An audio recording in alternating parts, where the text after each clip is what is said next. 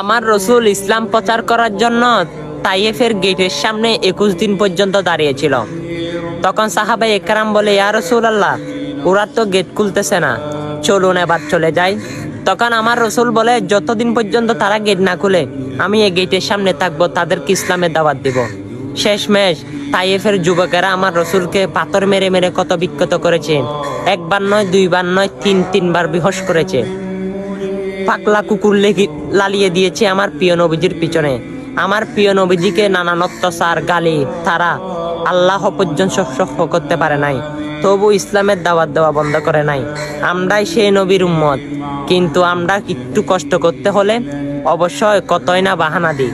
চলুন না ভাই, আজকে ইসলামের খাতিরে, ইসলাম প্রচারের রক্ষার্থে এই তাইফের ঘটনাটা সবার কাছে ছড়িয়ে দিই। আপনার কারণে কেউ যদি শুনে, আমার প্রিয় নবীজির সঙ্গে ইনশাআল্লাহ আপনিও জান্নাতে যাইতে পারবেন।